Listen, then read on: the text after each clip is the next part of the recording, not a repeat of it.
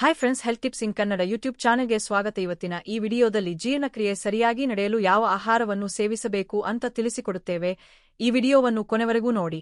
ಜೀರ್ಣಾಂಗ ವ್ಯವಸ್ಥೆ ಸರಿಯಾಗಿ ಕಾರ್ಯನಿರ್ವಹಣೆ ಮಾಡಿದರೆ ಮಾತ್ರ ನಮ್ಮ ದೇಹದ ಎಲ್ಲಾ ಅಂಗಗಳು ಕಾರ್ಯವ್ಯವಸ್ಥೆಯ ಸರಿಯಾಗಿ ಇರುತ್ತದೆ. ಒಂದು ವೇಳೆ ಜೀರ್ಣಾಂಗ ವ್ಯವಸ್ಥೆ ಸರಿಯಾಗಿ ಕಾರ್ಯನಿರ್ವಹಿಸದಿದ್ದರೆ ನಮ್ಮ ದೇಹದ ಎಲ್ಲಾ ಅಂಗಗಳ ಕಾರ್ಯವ್ಯವಸ್ಥೆಗೆ ಅಡಚಣೆ ಉಂಟಾಗುವುದು. ಆದ್ದರಿಂದ ಜೀರ್ಣಕ್ರಿಯೆ ಸರಿಯಾಗಿ ನಡೆಯುವಂತೆ ನೋಡಿಕೊಳ್ಳುವುದು ತುಂಬಾ ಅವಶ್ಯಕವಾಗಿದೆ. ಇವತ್ತಿನ ಈ ವಿಡಿಯೋದಲ್ಲಿ ನಮ್ಮ ಜೀರ್ಣಕ್ರಿಯೆ ಸರಿಯಾಗಿ ನಡೆಯಲು ನಾವು ಯಾವ ಆಹಾರವನ್ನು ಸೇವಿಸಿದರೆ ಉತ್ತಮ ಎಂದು ತಿಳಿಸಿಕೊಡುತ್ತೇವೆ.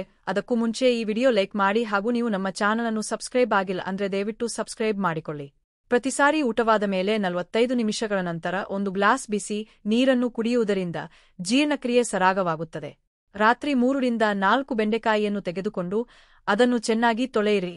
ನಂತರ ಈ ಕಾಯಿಗಳನ್ನು ಚಿಕ್ಕದಾಗಿ ಕತ್ತರಿಸಿ 1 ಲೋಟ ನೀರಿನಲ್ಲಿ ಈ ಕತ್ತರಿಸಿದ ಬೆಂಡೆಕಾಯಿಯನ್ನು ಹಾಕಿ ಮುಚ್ಚಳವನ್ನು ಮುಚ್ಚಿ ರಾತ್ರಿ ಪೂರ್ತಿ ಹಾಗೆ ಬಿಟ್ಟು ಬೆಳಿಗ್ಗೆ ಖಾಲಿ ಹೊಟ್ಟೆಯಲ್ಲಿ ಈ ನೀರನ್ನು ಸೇವಿಸಿ. ಈ ರೀತಿ ತಯಾರಿಸಿದ ಬೆಂಡೆಕಾಯಿಯ ನೀರನ್ನು ಕುಡಿಯುವುದರಿಂದ ಕರುಳು ಮತ್ತು ಜೀರ್ಣಶಕ್ತಿ ಶುದ್ಧವಾಗುತ್ತದೆ. ಒಂದು ವೇಳೆ ನಿಮಗೆ ಅಲ್ಸರ್ ಸಮಸ್ಯೆ ಇದ್ದರೂ ಕೂಡ ಕಡಿಮೆಯಾಗುತ್ತದೆ ಹಾಗೂ ಅಸಿಡಿಟಿ ಮಲಬದ್ಧತೆ ಸಮಸ್ಯೆಗಳು ಕೂಡ ನಿವಾರಣೆಯಾಗುತ್ತದೆ. ಊಟವಾದ ನಂತರ ಇಡೀ ಏಲಕ್ಕಿಯನ್ನು ಜಗಿಯುವುದರಿಂದ ತಿಂದ ಆಹಾರ ಚೆನ್ನಾಗಿ ಜೀರ್ಣವಾಗುತ್ತದೆ.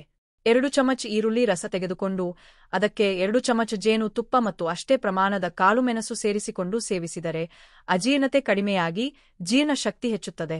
ಇನ್ನು ನಿಂಬೆ ರಸ, ಸ್ವಲ್ಪ ಉಪ್ಪು ಹಾಗೂ ಚಿಟಿಕೆ ಅಡಿಗೆ ಸೋಡಾ ಸೇರಿಸಿ ತಿಂದರೆ ಜೀರ್ಣಶಕ್ತಿ ಹೆಚ್ಚುತ್ತದೆ ಹಾಗೂ ಪಿತ್ತದಿಂದಾಗಿ ವಾಂತಿಯಾಗುತ್ತಿದ್ದರೂ ಶಮನವಾಗುತ್ತದೆ.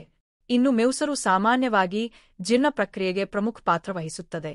ಮೊಸರಿನಲ್ಲಿ ಒಳ್ಳೆಯ ಬ್ಯಾಕ್ಟೀರಿಯಾ ಸಮೃದ್ಧ ಪ್ರಮಾಣದಲ್ಲಿದ್ದು ಅಜೀರ್ಣ, ಅತಿಸಾರ, ಮಲಬದ್ಧತೆ ಮತ್ತು ಅನೇಕ ಹೊಟ್ಟೆ ಸಮಸ್ಯೆಗಳಿಗೆ ಸಹಕಾರಿಯಾಗಿದೆ. ಬಾಳೆಹಣ್ಣು ಸಹ ಉತ್ತಮವಾದ ಆಹಾರವಾಗಿದ್ದು ಟಾಕ್ಸಿನ್ಸ್ ಹೀರಿಕೊಳ್ಳುವ ಮೂಲಕ ಜೀರ್ಣ ಪ್ರಕ್ರಿಯೆಯನ್ನು ಉತ್ತಮಗೊಳಿಸುತ್ತದೆ. ಬಾಳೆಹಣ್ಣಿನಲ್ಲಿರುವ ಹೆಚ್ಚಿನ ಪ್ರಮಾಣದ ಫೈಬರ್ ಅಂಶ ಕರುಳಿನ ಚಲನೆಯನ್ನು ಉತ್ತೇಜಿಸಲು ಸಹಾಯವಾಗಿದೆ. ಇನ್ನು ನಿಮ್ಮ ಡಯಟ್ನಲ್ಲಿ ಸಕ್ಕರೆ ಅಂಶವನ್ನು ಕಮ್ಮಿ ತಿನ್ನಿ ಮತ್ತು ಕೆಫೀನ್ ಅಂಶವನ್ನು ಕೂಡ ಮಿತಿಯಲ್ಲಿ ಸೇವಿಸಿ.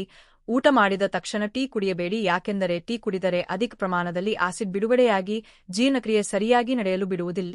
ಹಾಗೂ ಒತ್ತಡವನ್ನು ಕಡಿಮೆ ಮಾಡಿಕೊಳ್ಳಿ. ನಮ್ಮನ್ನು ಕಾಡುತ್ತಿರುವ ಅನೇಕ ಸಮಸ್ಯೆಗಳಿಗೆ ಕಾರಣ ಮಾನಸಿಕ ಒತ್ತಡ. ಇದನ್ನು ಕಮ್ಮಿ ಮಾಡಿದರೆ ನಿಮ್ಮ ಅನೇಕ ಸಮಸ್ಯೆಗೆ ಪರಿಹಾರ ದೊರಕಿದಂತೆ.